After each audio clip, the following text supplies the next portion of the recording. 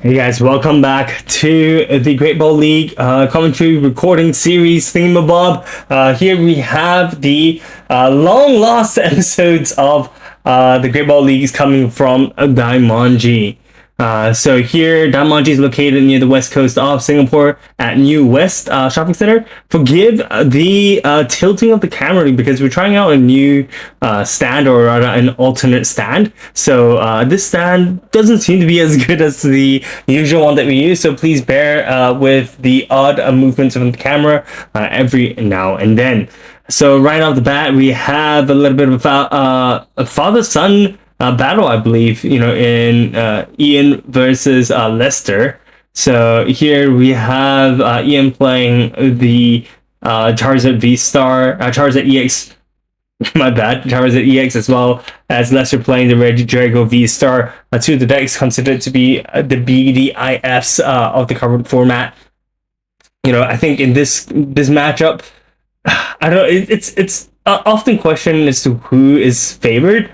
I personally believe that if the Drago plays properly, the Drago is slightly favored, maybe like a 1 or 2% difference. Ian, whereas Charizard EX, has a little bit more roots to play. He has to be utilizing the Radiant Charizard as well as the Divine Span combination to kind of pull through here, and he needs to be really careful of when he evolves his Charizard EXs, as well as the energy attachments. Does he attach 2 energies to the Charizard EX? Does he attach 1 energy? All this makes a very big difference going into this matchup, Drago versus Charizard. This matchup has been, I think, popular even during the World format. I think prepping for Worlds, a lot of people were planning to see these two decks in the BDIF. Turns out we had two very different decks ending up in the finals. But these two decks definitely were some of the more popular decks heading into that format, as well as this format. So I believe there's a slight delay here in terms of setting up, just making sure that all players are good to go. And right here, we do see the setup, the startup. Drago V-Star going first is always a good sign for Drago V-Star. It's just going to be a Teal Dance. Onto that, Teal Mouse Ogerpon, as well as the energy attachment to the Drago. Perfect start for Regidrago V. Doesn't really need too much. Probably would have liked to see the Squawk there, but I think this is perfectly fine. Ian, on the other hand, unfortunately has to play the Luminium V already. Having 2 of his support V Pokemon on this start isn't superb for Charizard EX, but here a necessary move in order for him to play the Arven to just defend Buddy Poppin. So it seems as if Forest Steel Star is either prized or in his hand. Buddy Poppin finding that Charmander as well as the Pidgey. So he has 2 Pidgeys as well as a Manaphy, and he's just going to use Instant Charger, leaving that vulnerable Rotom V in the front. But on the side, doesn't seem too hot. Had to manually retreat, then use the Night Structure for another Teal Dance, and then forces Ian into Iono. Really good. I mean, not ideal, I think, for the Regidrago V, but he will probably take that as the Charizard had 9 cards. I don't know, like 8 cards in hand. He's a huge hand, so he doesn't mind shuffling that back to the bottom of the deck.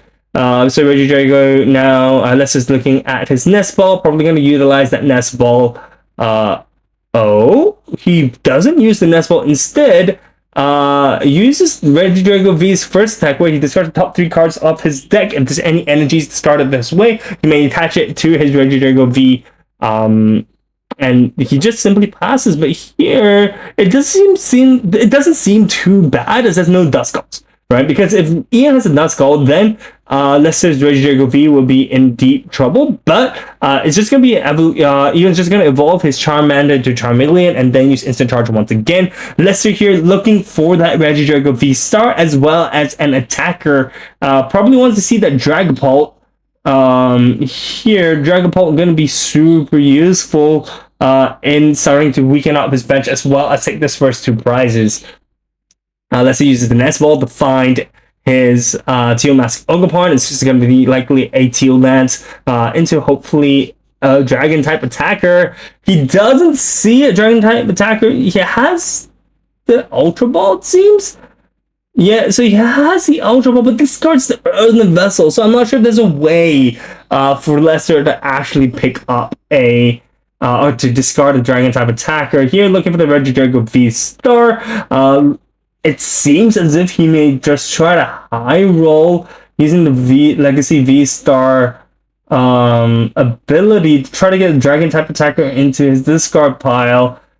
Seems like this is the play he's going for. Absolutely whiffs it.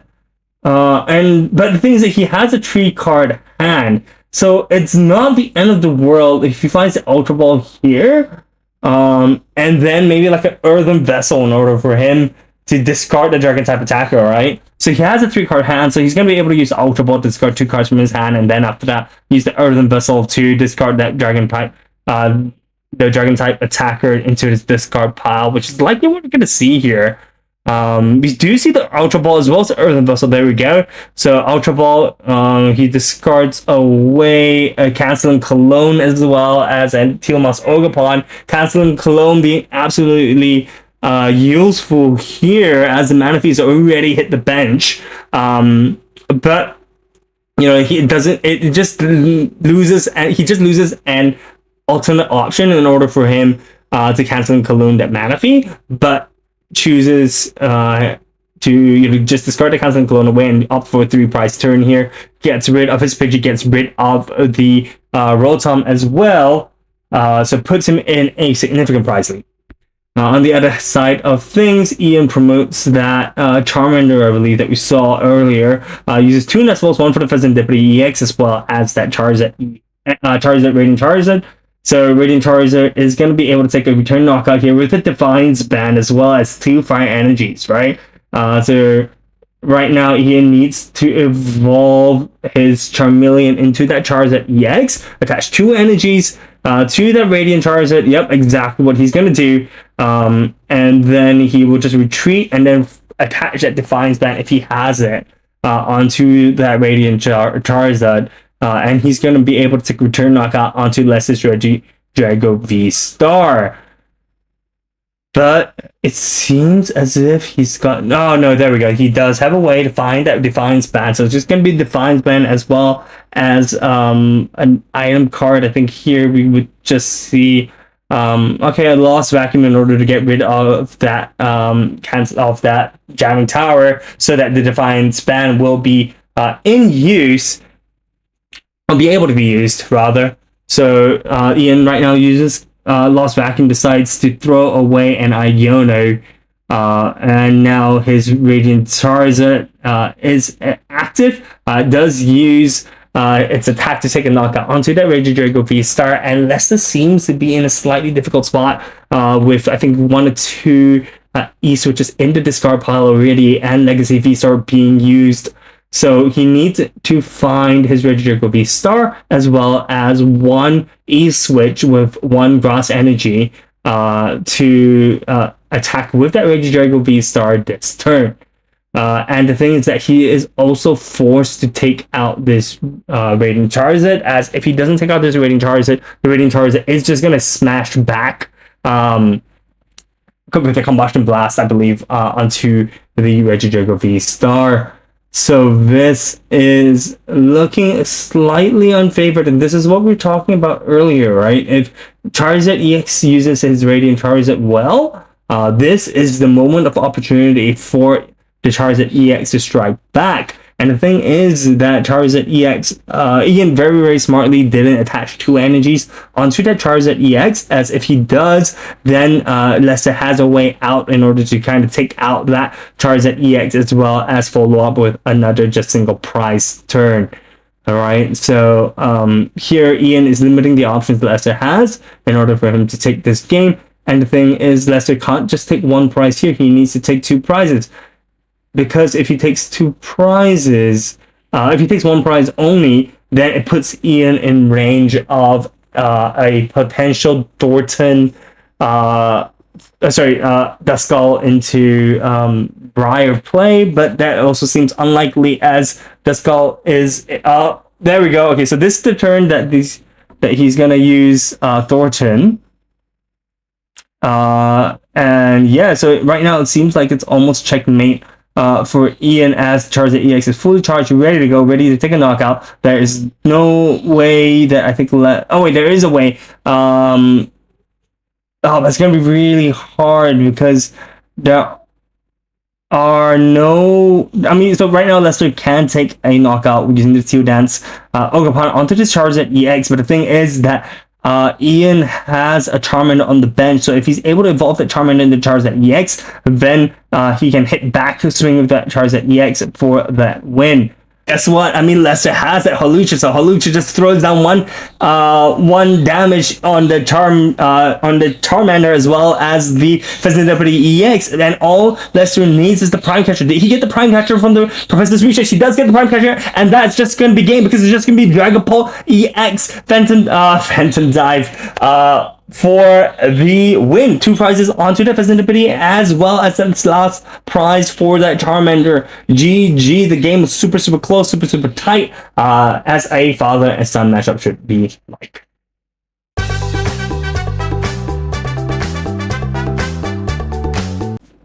Hey guys, welcome back to round number 2 of the Great Ball League happening at Daimonji Collectibles. So here we have Edmund's Regiego V-Star versus Nicholas's Gardevoir EX. In this matchup, it's really a skill difference, right? I mean, the thing is, Regiego seems to have a decent out against Gardevoir if he's able to use kind of like Hansen Cologne, Kyurem, for an easy 6 prize turn, or even a, Phantom Dive into Kyurem later on. Also works out really nicely. Gardevoir, on the other hand, is just trying to use the Drifloon's Balloon Burst for big knockouts repeatedly. Here, onto the Regiego, I think it's also quite doable. If not, he has the other option of using Gardevoir EX's attack, as well as a Monkey Dory Shift 3 for taking out the 2 prizes from Edmund's from Regiego side of the field. Knocking out things like the Pheasant Deputy EX as well as the Ogerpon EX. There's so many different ways that I think Gardevoir can navigate through this matchup. And oof, right off the bat, we just see a Kyurem attached pass from Edmund's side of the field. Super unfortunate, super unlucky. Not what you like to see here as a Regiego V-Star player. On the other side, we have Nicholas, who has started the game off with a Buddy Puffin as well as the routes at the start of the field.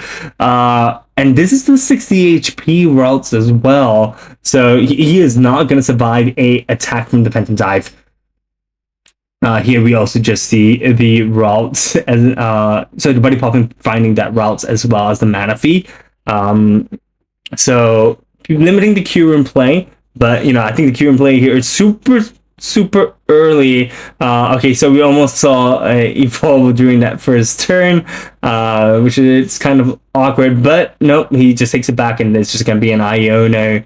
Ionoing away Edmund's hand, which seems pretty good for Edmund feels, because, typically, if you see an opponent just attach pass, it's just super awkward. And here we just see an attached pass on the side of Nicholas's field, and Edmund is just good to go. He's benched a Regiego V as well as used the Nest Ball for the Ogerpon EX, the Teal Mouse Ogerpon. So we do see a Teal Dance, and suddenly Edmund is ready to go. We do see the Ultra Ball discarding away that Giratina V-Star as well as an Iono to find himself, I believe, that Cleffa is going to be able to draw him 2/7 cards, so he's going to be able to refresh his hand. He does just restart for 3 first. He then uses the E switch as well as the Professor's Research, and just that one Iono has just set off a chain of events for Edmund. Edmund is then now just good to go. He's just gas. He's managed to pull out all the cards that he wants.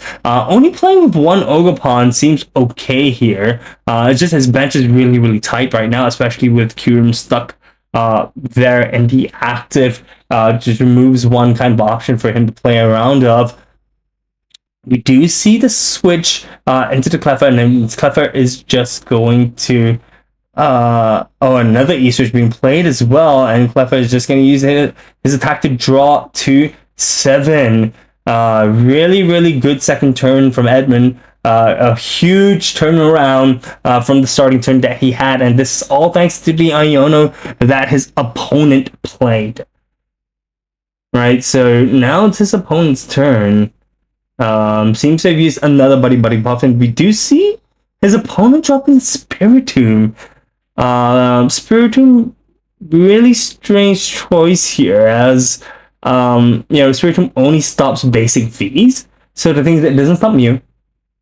Drago typically doesn't play Luminion, and I'm very confused by this play here. Typically, you want to see a full flood of the bench with the Ralts, right? Because then you want to evolve them into the Curlier, so then he's able to use Refinement. But here, it seems like Nicholas is opting to just use Mimikyu to kind of soft wall first, following which he's just going to find that TM Evolution as well as the Lost Vacuum. TM Evolution here going to be utilized to evolve the two bench routes into Curliers.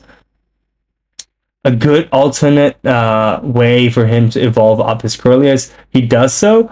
Just use Evolution, evolves his two routes into Curliers, so he is going to be able to start using Refinement from the next turn. Question is, does Edmund find his Regidrago V-Star in order for him to attack? Uses the Earthen Vessel, finds one fire, one frost, with just one fire. Uses the Ultra Ball, there we go, to find himself that to find himself the Dragapult EX. So Dragapult EX really good. Uses the Cancel Cologne as well. Super Pog whiffs the Drago V-Star on a horrible turn of events. He had the guaranteed option there, I suppose, but thinking that he could draw into all his Drago V-Stars, utilizes the Cancel Cologne as well, so he's locked into trying to attack this turn, but he just passes? I mean, here would have been really good just to get rid of this Mimikyu, no?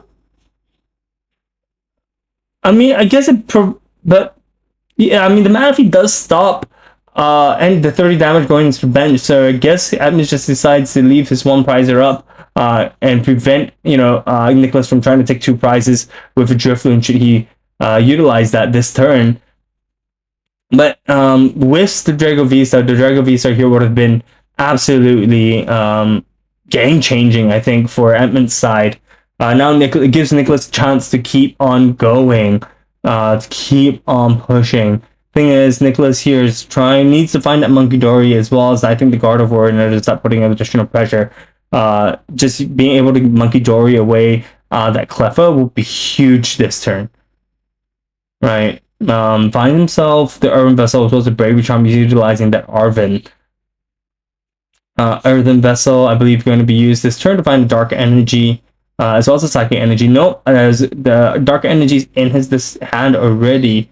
Can't see what he threw. Looks like another trainer card in the discard pile.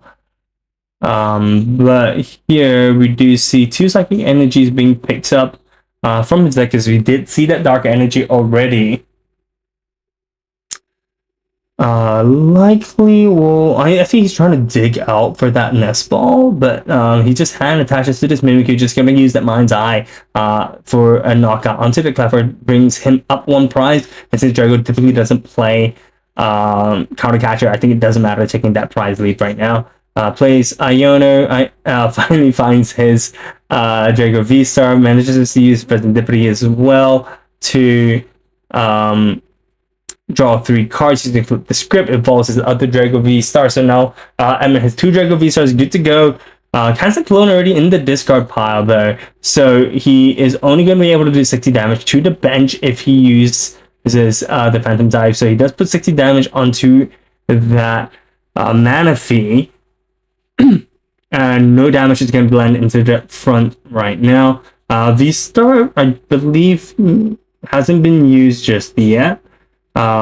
Nicholas just uses here's Refinement ability to draw 2 cards, discard 1 card from his hand to draw 2 cards. Trying to dig for, I guess, either a Gardevoir or a Munkidori at this point. Munkidori not super useful right now. I guess if you're able to use no, this counter catcher is not active as well. If not, you could like kind of counter catcher that Festivity, Monkey Dory, and then God of War hit. As there's no way that Drago would be able to take a knockout onto that full HP God of War EX. That is not an option right now, though, as Edmund is still behind in prizes, so not activating Nicholas's counter catcher. Discards away the counter catcher using an Ultra Ball. Feels a little bit sus right now. Finds the Drifloon, trying to go for a Drifloon knockout onto this Drago V-Star here. Putting him down to 3 prizes seems like a decent idea. Just that, I don't know what it seems like. I mean, the grand scheme of things, because Edmund also has a secondary Regidrago V-Star at the bench. So I guess, you know, if you're already hidden prizes, going further hidden prizes does make a little bit of sense. Uses the boss's orders. No, he can't use the boss's orders because he's used Iono already. But he just uses the Mind's Eye. Sorry, that was my bad. Okay, so it uses Phantom's Eye to take a knockout onto that Curlia, as well as taking a knockout onto that Manaphy. Yeah, 10 damage left. Yeah, no, that can't be right. Unless okay, no, the damage counters seem to be a little bit blurry on my side. Apologies for that slight stutter. But it seems as if the leftover damage counters from that Manaphy went onto the God of War EX. Push, so Nicholas just opts to retreat the Mimikyu, and then it's just going to full charge this Drifloon. But there's no Bravery Charm, so there's not going to be a knockout onto that. Oh no, okay, there's going to be, it's enough damage from the Mind's Eye earlier, 210. 60 damage onto that Drifloon means it's enough damage, I suppose. So here we just see Edmund using Super R to push back 3 energies into his deck. So 2 Grass and 1 Fire. Puts a second another Drago V down with that Nest Ball. Discards away the Charizard EX. The Charizard Radiant Charizard from his hand, using the Earth Vessel to find himself 1 Fire and 1 Grass energy. We do see a Fire energy going down onto that second Regidrago, and then it's just going to be a simple Prime Catcher onto the Monkey Dory to get rid of the Monkey Dory, as well as get rid of that Drifloon. So it's going to be another 2 prizes, and then remaining damage counters are going to be put onto the God of War, so it brings Edmund down to just 2 prizes left. He seems like Edmund is primed to take this win. All Edmund needs to do is, I believe, use that V-Star ability to pick up that Canceling Cologne, and then just taking another Phantom Die knockout onto the Mimikyu, as well as that Spiritomb. Nicholas playing that Screen Tail down.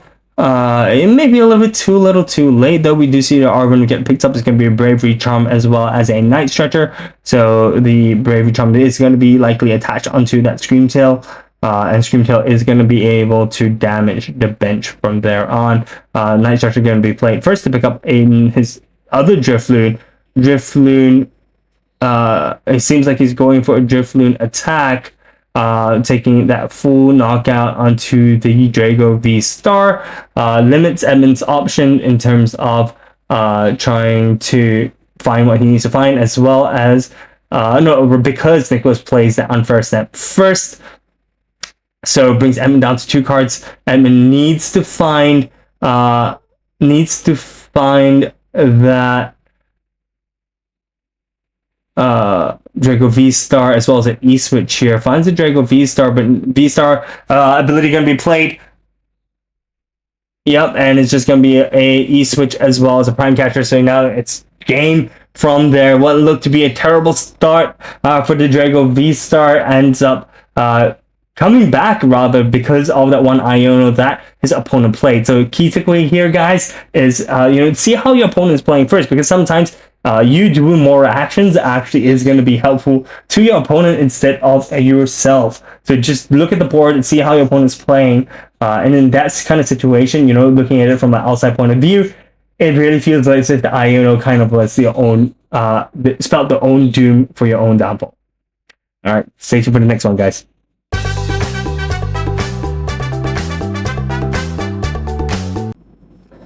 Hey guys, welcome back to round number 3 of the Great Ball League that happened at Daimonji a couple weeks ago. Here we have Ernest playing his Ancient Box, as well as Zach playing the Lost Box Pikachu variant, I believe. And this matchup, oh man, I think it really depends if Zach plays our Iron Hands. If he plays Iron Hands, I think there is a way, Iron Hands and the Water Energies, because then there's a way for kind of Zach to maneuver this matchup where he uses Moonlight Shuriken as well as Ampy very much to kind of take the prize lead using the taking 2 prizes 2 times if possible before Ernest can charge up enough ancient Pokemon in his discard pile in order to take a knockout onto that Iron Hands. But it is still incredibly hard to do, and I believe Ancient Box is slightly favored in this matchup. Because the thing is that I think at this point in time, I don't believe we saw much Iron Hands in the Pikachu Lost Box variants. And like I said, you need the Iron Hands there early and charged up enough for him to use MP very much within before the Ancient Box can charge up enough ancient cards into the discard pile, which is incredibly hard to do. It also depends on what kind of build this Lost Box build is going for. So here we need to see also who starts first, as I believe the player who does start first, especially if it's Lost Box, if Lost Box starts first, he is at a slight advantage. Because if Lost Box goes first here, that means that he will be able to use Ampu very much starting from turn 2 onwards. So as we see these 2 players match, we see these 2 players before they start. Rather than starting right now, let's talk about what the decks are aiming to do. So Ancient Box aims to get as much ancient Pokemon in that discard pile, ancient cards into that discard pile, as the Roaring Moon. The Baby Roaring Moon does more damage for every ancient card in his discard pile. On the other side of the field, Lost Zone Box aims to get hit with significant numbers, right, in the Lost Zone. So you have 4, which activates Cramorant, Lost Provisions ability. Then you have 7, which allows you to use Mirage Gate, and then 10, which allows you to use Sable Eye's attack called Lost Mine. So Lost Provisions allows Cramorant to attack for free. Mirage Gate allows you to search up for 2 different types of energies in your deck and attach them to your Pokemon in any way you like. And then Lost Mine allows you for 1 Psychic Energy, allows you to put 12 damage counters onto your opponent's Pokemon in any way that you like. So very, very powerful abilities and attacks and items here, but requires you to hit those significant numbers, right? So here we see Ernest starting first. Uses Pokestop, uses Concealed Cards, throws away energy, throws away item cards and Pokemon into the discard pile, but he does not yet have a way to find a Pokemon, which he just does. So he manages to find that Great Tusk. Great Tusk here being a very good win con for Lost Box. As Lost Box is going to aggressively go through the deck. And here we have Great Tusk that is just going to be happy with that and just aims to mill out cards and mill out this Lost Box deck. So this is also another one of the win cons that Ancient Box has, and also another one of the reasons why Ancient Box is actually favored in this matchup. So the thing is, you see Zach's just going through his deck here really, really aggressively, trying to go through as many cards as he can. He wants to end the game before Ernest can bring his Great Tusk online. Here we just see once again another Pokestop being used.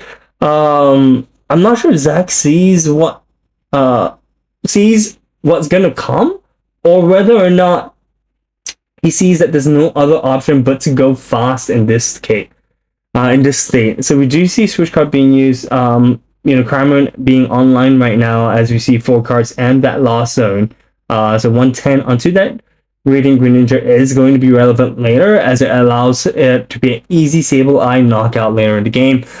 We do see Explorer's Guidance being played by Ernest here. Discard top 6 cards off your deck. Reveal 6 cards from your deck to your hand. Discard 4 of those cards and put 2 of those cards into your hand. So now the thing is that Great Tusk is not going to be able to attack, as Sada was not used. Because in order for him to use his first attack, his middle attack, he needs 2 energies. So we just see a hand attachment onto that Great Tusk, and then secret box is being played. So discard 3 cards from your hand in order for you to search for 1 stadium, 1 supporter, 1 item, and I think 1 Pokemon, and then put those into your hand. Was it a tool card? Maybe it's a tool card, not Pokemon. Sorry. So we see in that item a stadium, a supporter, and I want to say that's a tool card, but I can't quite see. Oh yeah, it's a tool card. There we go. Ancient Booster Capsule. And here Zach is just going fast. He may not see what's coming, which would be very surprising. As Zach is, I'm pretty sure, quite familiar with this matchup. We do see 6 cards in the loss zone, which puts Zach in a phenomenal position here. But he needs to constantly take knockouts. We do see him play that Pokestop. He manages to find that switch card, but he does not need that switch card right now. Right now, what he needs is a Sableye or a Greninja here in order for him to start moving around his deck. We do see the Sableye drop down. He needs 4 more cards in the lost zone. He can find 1 more card to hit the Mirage Gate with the he's already at 7 right now, so he needs 3 more. But I think with the Lost Vacuum being played earlier, unless he wants to find more Comphase, it's really hard. But and he also uses the Prime character right now, which is a little bit of a waste, because he knows that Ernest has that Sada in his hand already, right? So he is going to be able to just Sada up this Great Tusk, and then he's just going to continuously mill Zach from now on. He's going to be able to chain these supporters, ancient supporters, and Great Tusk mill here is just going to be constantly using his first attack just to mill away all the necessary cards from Zachary's field. And yeah, there we go, just milling 4 cards, and that's just going to be the name of the game for this Ancient Box deck. So Zach here utilizing whatever he can to continue playing this. Again, he uses colors yet again. His deck is so thin. Once again, guys, if you're in this kind of matchup, if there's no way for you to kind of end the game or skip prizes, with something like the Iron Hands, going through your deck super fast is not the right play here. Land Collapse being super key for Ernest, just allowing him to go to just mill away necessary resources, go through Zachary's deck. And he finally finds the Greninja here. So Greninja is going to be able to take a knockout onto that Ernest's Greninja, as well as the front Great Tusk. But maybe a little bit too little too late. We do see more cards being drawn from Greninja. From Zachary's side, we do see, there we go, the Moonlight Shuriken taking a knockout onto the Great Tusk as well as the Greninja. And Ernest once again is just going to play Explorer's Guidance, pick up 2 cards, throw 4 into his discard pile. He's going to be pretty happy with that. As I think Zachary probably has something about like 10 cards left in his deck, maybe, even with the super that he played earlier. But the thing is, Ernest needs to find another basic Pokemon. If he doesn't find another basic Pokemon, and Zachary uses the Pikachu to take a knockout onto this Great Tusk, it is as good as game. Uses the Nest Ball, but fails the Nest Ball. Manages to have a Roaring Wind in his hand, so I knew that he would be fine either ways, not needing to pull out any other ancient Pokemon from his deck. as his deck is also fairly thin right now. This is incredibly close. Ernest playing super tightly, which is really good for a deck like Ancient Box. But like I said, playing very smart to his alternate win condition, uses the counter catcher to pull up the Comfy, trying to ensure that all Zachary's switch out options were gone already before doing that. Zachary using that Super Rod to shuffle another 3 energies into his deck. His deck is probably like 5 cards only. So if there's no way for Zach to take a knockout onto this Great Tusk, I think it's gonna be very close. We do see very few cards left in Ernest's deck. We do see a Pelpat being played. We have Roxanne, as well as I think we saw Chorus go in there. Both decks super thin. Pikachu EX ready to go. Going to be able to use that Topaz Bolt to take a knockout onto this Great Tusk. He uses Topaz Bolt, takes a knockout onto this Great Tusk Mill. And Ernest here looking a little bit dire right now. Throws away 2 supporters with his manages to pick up a Super Rod using that Pokestop.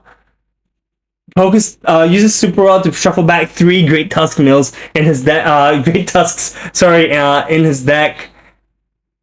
Great Tusk going back in. Ernest is gonna be able to find another Great Tusk using a Nest Ball, I believe. Yep, and we should just see a hand attachment onto this Great Tusk. And there we go. Okay, it's gonna be a Sada. And then a hand attachment onto the Great Tusk.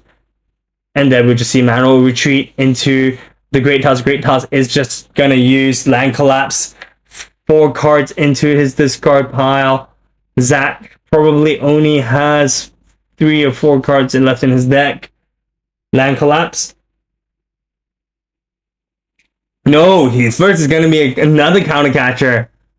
So there's only 4 cards left in Zach's deck. If Zach doesn't have a way to retreat or kill this Great Tusk, I think it's all but over. He manages to hand attach. No, he opts not to, because there's no other way. We do see Super Rod being used again. Just gonna shuffle as many energies back into his deck as he can, trying to allow him to stay in the game that much longer. One more turn. That is the name of the game that Zach is playing. Manages to use Mirage Gate for 2 energies onto this Pikachu. Uses a secondary Mirage Gate. Manages to charge up this Pikachu yet again. Going to retreat using the Sableye. Lost Vacuum away. Oh, the Ancient Booster Capsule for a knockout onto that Great Tusk. Ernest quickly uses, just hand attaches the energy onto the Great Tusk. I don't think he has any more Sadas left though. He just passes here.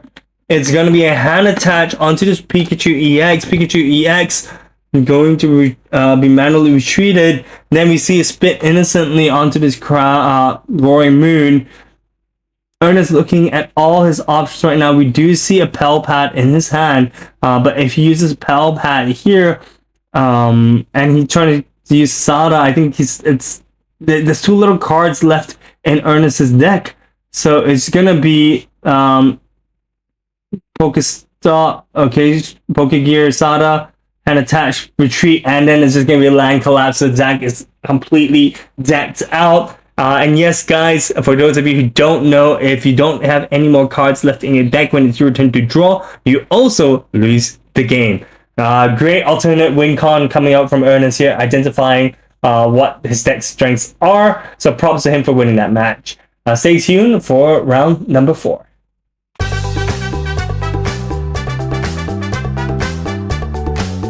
Welcome back to round number 4 of the Great Ball League that happened at Daimonji Collectibles. So here we have Cerulege EX versus Charizard EX, 2 powerhouse fire type decks facing off against each other. So for those of you who aren't familiar, Cerulege is one of the gold fast decks this time that was recently released doing the Surging Sparks format. Ceruledge EX does more damage the more energy cards he has in his discard pile. Using the Abyssal Flames attack, it has a base damage of 30, but does 20 more damage for each energy in his discard pile. He does have a second attack called Raging Amethyst, but no one really uses that at this point in time. Abyssal Flames, super strong. One fire energy is all he needs. And typically, I think the earlier versions of this deck, we saw it being paired together with Brilliant Blender, which allows you to search up 5 cards in your deck and discard it. A-Spec, it is the A-Spec card. So we do see 5 energies being typically thrown away using that item. However, we also did see a lot of Ceruledge EXs playing Legacy Energy instead. So it brings Ceruledge EX down to just a single prizer, which is actually very, very, very useful. In, like, say, going up against single prize decks or other 2 prize decks, as it makes it an odd trade for your opponent, especially for the deck like Charizard EX. If Iverson does utilize that Legacy Energy well, and is going to be able to continually dish out damage using consecutive Ceruledge EXs, then I think Ceruledge is going to be slightly advantage at this point in time. But if Reynald played smartly, utilizing things like the Duskull, like the Radiant Charizard, then I think Reynald is going to be advantaged in this matchup. So for those of you who are wondering, did anything change much with Charizard EX and Surging Sparks? The answer is maybe just a little bit. Charizard gains access to, I think, Precious Trolley, which is the only Surging Sparks card that gets utilized in that deck. So nowadays, instead of playing something like Prime Catcher or even, I think, Great Giant Tree, I think that's what it's called, or even stuff like Hero's Cape, Maximum Belt, there's just so many different aspects that can be paired with Charizard. So Precious Trolley is another one of those options. So it gives you a very consistent turn 2 start. As if you have that Arven or Luminion into Arven, you can then find yourself a Precious Trolley and get fully set up, ready to go. Precious Trolley allows you to search up for as many basic Pokemon from your deck and bench them. So you can bench stuff like 2 Charmanders, 1 Pidgey, 1 Rotom, 1 Manaphy, or even 1 Duskull, 2 Charmanders, 1 Pidgey, 1 Rotom. There's so many different options that you can find with that Precious Trolley build. But we aren't sure what Reynald is playing just yet. For now, we do see that Reynald is starting first. We see 1 Buddy Puffin being utilized. Slightly going to find himself that Pidgey as well as that Duskull maybe, or even a Manaphy. We do see a Squawkabilly start, so Reynald isn't too sure what he's playing up against. Could be a Raging Bolt, could be a Ceruledge. But I think this was also the first week of SV8, so very, very, very very unsure, I think, in terms of what he can be playing against at this point in time. But he does find himself that Pidgey as well as that Duskull, thinking that maybe there's no way for his opponent to take a 2 prize knockout, a double snipe rather in this first turn. Reynald just passes over to Iverson. So Iverson here uses the Urban Vessel discard away to Fascinator EX to find himself 2 Water Energies. Water Energies here signify that he does play the Palkia/Greninja build. Then we do see the Squawkabilly, Squawk and Seize being used, throwing away a lot of items I think we saw there. But I think it was stuff like the Night Stretcher and all that, which isn't super useful here. We do see Neswell being used to find himself a Charcadet. So at this point in time, Reynald doesn't know what he's playing against. Then we see the Pokemon League headquarters. We saw research being used first, and then now we see Squawk and Seize. Pokemon League headquarters actually stops Squawkabilly from attacking, but the energy there is going to be useful as a pivot option later. Pokemon League headquarters reads that all basic Pokemon adds 1 more colorless energy to use to attack. As long as the stadium is in play. We do see, sorry, the Brilliant Blender being used, throwing away the reversal energy, throwing away some jet energies as well as some basic energies. So keep in mind that Cerulage's attack doesn't just count basic energy, it counts all energies in his discard pile. So it allows him to play stuff, special energies like the reversal, like the jet energies as well, and they all count to Cerulage's damage. So as we see Iverson retreat his Squawk ability into the target that he just passes it over to Reynolds. Reynolds here uses the Luminion to find himself a boss's orders. We do see Nestball being used to put down that Radiant Charizard right now. Red Candy evolving his front Charmander into Charizard EX, charging up the Radiant Charizard as well as the Charizard EX on the front. So Charizard Reynolds is set up and good to go, ready to start dishing out damage right now. We do see a boss under his Squawk ability, and it's just going to be 2-price swing from the side of Reynolds. Super strong start. Iverson put in the back seat right now. I want to see whether Iverson is going to be able to use the Palkia V to start taking favorable trades, as he just played another Luminion V, which is another low HP support V Pokemon on his bench. That means Reynolds is good to go for another boss's orders should he want to. So he can just boss orders the Luminion V and take a knockout onto the Luminion with just his Charizard. But here Iverson is set up. He does have his Cerulege EX good to go. Nestball being used right now. Going to find himself a Radiant Greninja. 2 Cerulege story has been used right now. So we do see that he has a backup attacker that's good to go. Cerulege EX here are going to likely use his Abyssal Flames attack. Not enough just yet to take a knockout onto this Charizard. Can't play a boss either, as he doesn't have enough energies. Yes, he's already used his research. So here, Reynolds, it doesn't have enough damage to take a knockout onto the Cerulege EX, so he's just going to attack the front, and that's going to be it for Iverson. But I think this is totally fine, as Reynolds has a Duskull on the bench. Is ready to go. 180 damage onto the Cerulege, means that Cerulege has 90 HP left, which means that Reynolds needs the Dusknoir in order to take a knockout onto this Cerulege EX in the front. But we just see another swing using the Abyssal Flames, which is going to be enough to take a knockout onto this Charizard EX. We do see Pheasant Dippity go down, flip the script being utilized right now, drawing 3 cards for Reynolds if Iverson had taken a knockout, which he did. So flip the script is active. We do see, I want to say that Secret Box being played in Charizard EX as well. That was I think the build that Stuttgart, the Charizard EX won Stuttgart with. We do see Arvin being played right now to find himself a Red Candy, as well as that Forest Sealstone. Forest Sealstone gonna not be used yet, sorry, but Red Candy is gonna be played, so that means Pidgeot EX is good to go.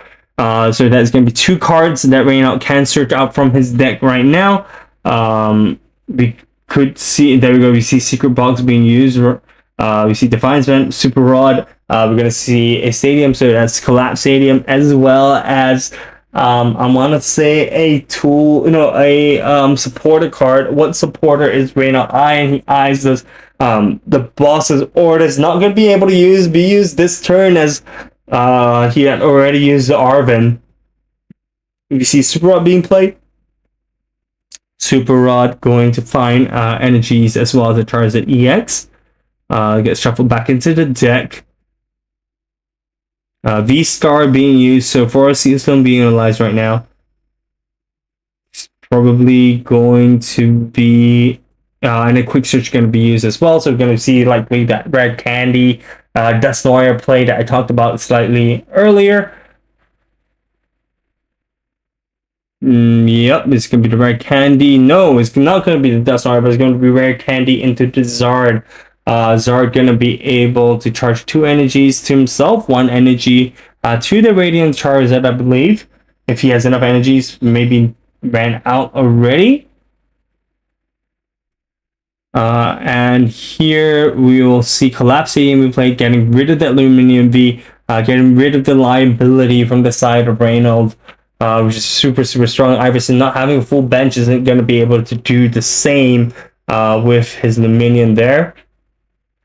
We do see Reynolds hand attaching to his Radiant Zard, and Radiant Zard just swinging right now, not having to worry about Pokemon League headquarters, taking a knockout onto that Cerulege EX. Cerulege EX is good to go as well. His backup Cerulege EX, I mean, he's going to hand attach to the Cerulege EX, but I don't think it's going to be enough to one-shot this Zard, which is going to be a problem. And the thing is, Reynolds is going to be able to...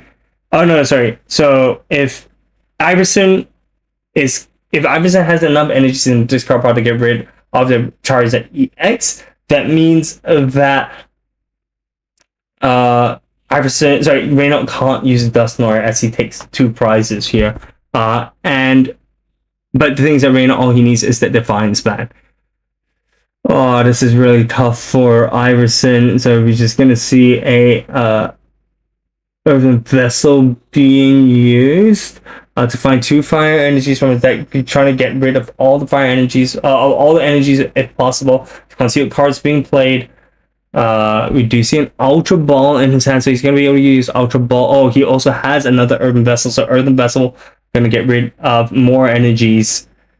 This is last energy, I believe, so an Ultra Ball then going to be played. Oh. But if he gets rid of the Briar here, then there's no way to take a 3-prize swing, though. Oh, but there's no way to, use the ball. There's no way to gust out an option. So with that, Reynolds does take the game as his Charizard EX is at the back, ready to take the win. Alright, so stay tuned for the last match, guys. Hope you've enjoyed it so far.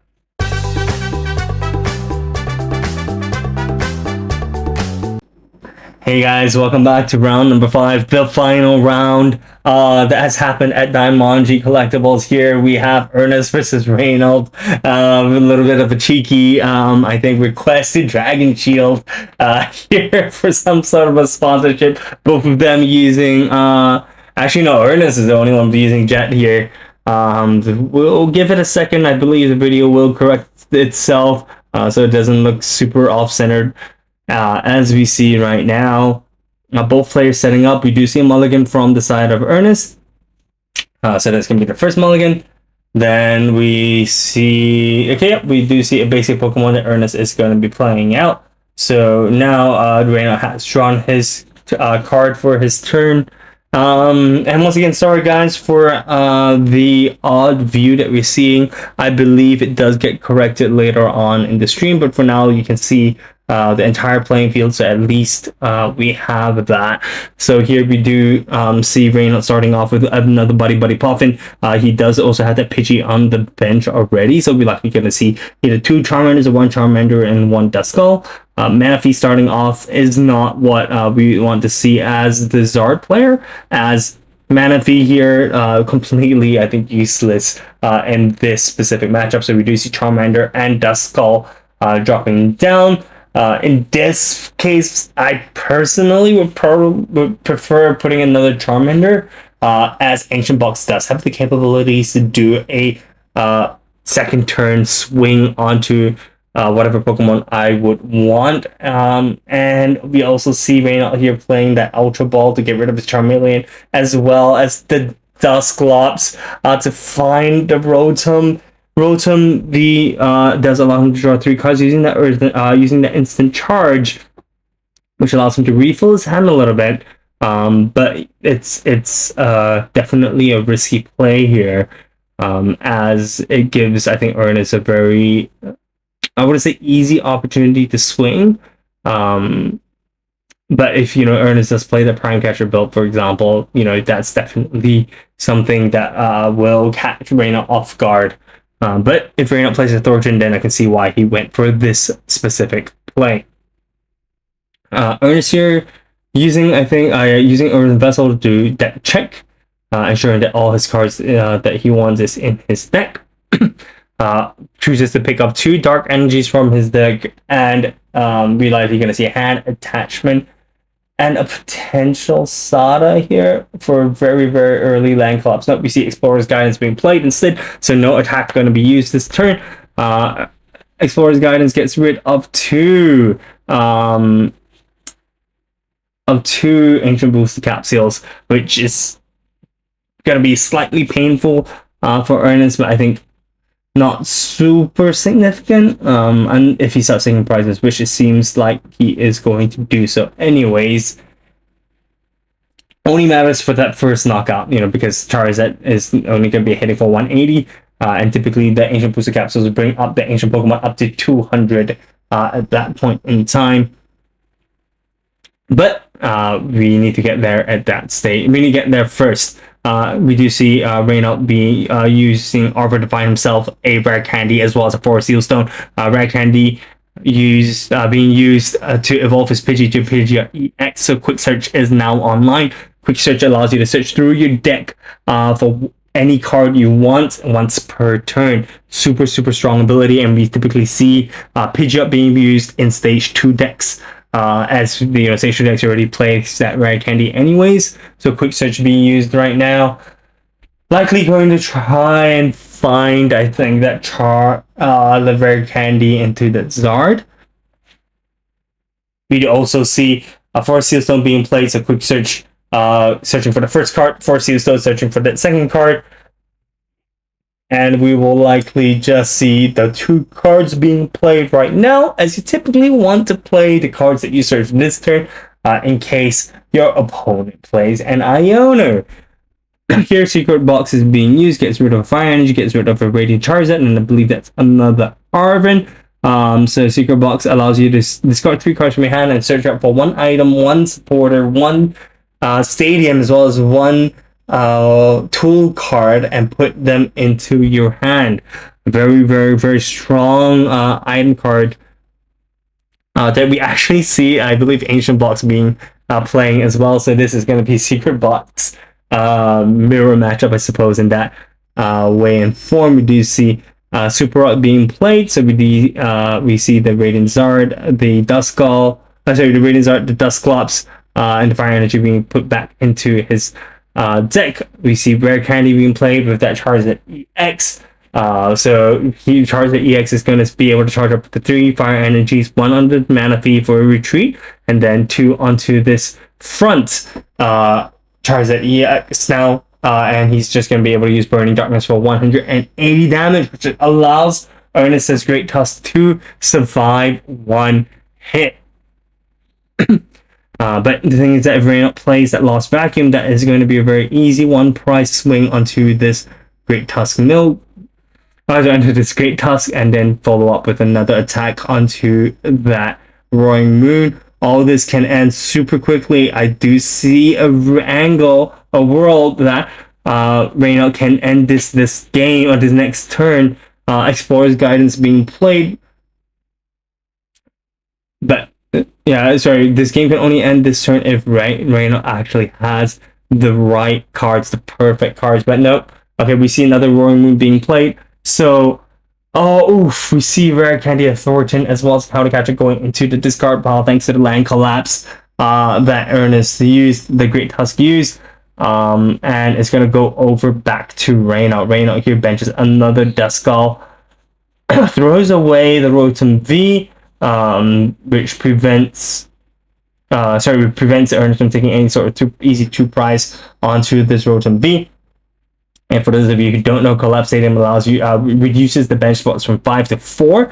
And if you have 5, you have to choose 1 Pokemon from your bench to discard it. So super useful to get rid of liabilities like the Rotom V, like the Lumineon V, from your bench to your discard pile here. And then we just saw Reynolds evolving his Duskull into the Dusclops in activating Curse Bomb, which allows you to put 5 damage counters onto 1 Pokemon on your opponent's side of the field, and then from there knock out yourself. So he essentially traded prizes and then took another prize on Ernest's Roaring Moon earlier that he benched earlier, and uses his Charizard's Burning Darkness to get rid of that Ernest here then uses the Sada to charge up 1 energy, up to 2 ancient Pokemon with 1 energy each. Sorry, that was phrased really badly. You can choose 2 ancient Pokemon on his side of the field and charge up 1 energy from his discard pile to each of those ancient Pokemon. So we see that front Roaring Moon ready to attack. We see Super Rod being played right now. Ernest is just going to choose to shuffle in 2 Darkness energies as well as a Flutter Mane into the discard. Into his deck, and he's just going to take a 2-hit knockout onto this Charizard EX. I'm unfortunately not able to see how many discard cards he has. Oh wait, he does. Okay, so that is going to be 100, 150, 190 damage that Ernest had just dished out onto that Charizard EX. So here Reynald is not going to be able to take multiple prizes because Gust and the Warrior only does 130 damage, whereas the Roaring Moons each have, I think, 140 HP. So the damage is the HP is a little bit awkward for Reynald right now, as he would have to actually use 2 Curse Bombs on a single prize Pokemon, which is totally not worth it. Puts Reynald in a slightly awkward spot. He is going to be able to evolve his back, I think, Charmander into Charmeleon, as we saw him shuffle that back into his deck earlier. But we'll see what he uses. So he already has used, I think that he's using the quick search for the Arvin being played right now to find himself a rare candy. Just thinking about it, it seems a little bit early at this point in time. I think I would rather him search out for something like the Ultra Ball for that Charmeleon, so it just makes it a lot easier for him to evolve his Charmander into Charizard. Charmeleon into Charizard later on. And yeah, Reynald there just takes a swing and knocks out that front Roaring Moon. Ernest just really careful that he doesn't he has a bench Pokemon on his bench at all times. He uses the Sala onto that Walking Wake as well as that Roaring Moon, so that now Walking Wake can be used as a pivot option. Draws into a Nest Ball, so finds himself that Roaring Moon as a backup attacker. Here we see Pokestop being played, being dropped down. Pokestop being utilized right now, throws away. I think we saw 2 items as well as that Koraidon that has been thrown down into his discard already. Superior Energy Retrieval being played right now allows you to throw 2 cards from your hand into the discard pile to draw up to 4 energies from your discard pile and put them into your hand. Right now, Ernest is dealing 230 damage, which is enough to take a knockout onto this Charizard. Reynald here seems to have prized the Charizard, as it seems like he's trying to shuffle back that Charizard into his deck.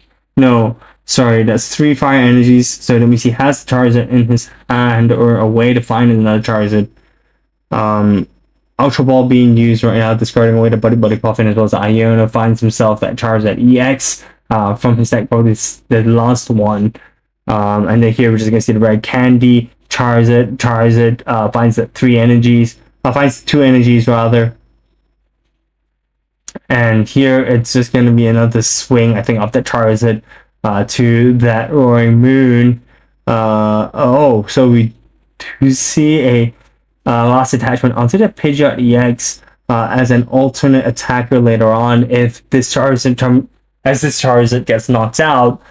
But the thing is, Ernest here is going to be able to use Counter Catcher onto this Pidgeot and just swing for a knockout, I think, because right now he's at 240 damage, at least on this Roaring Moon.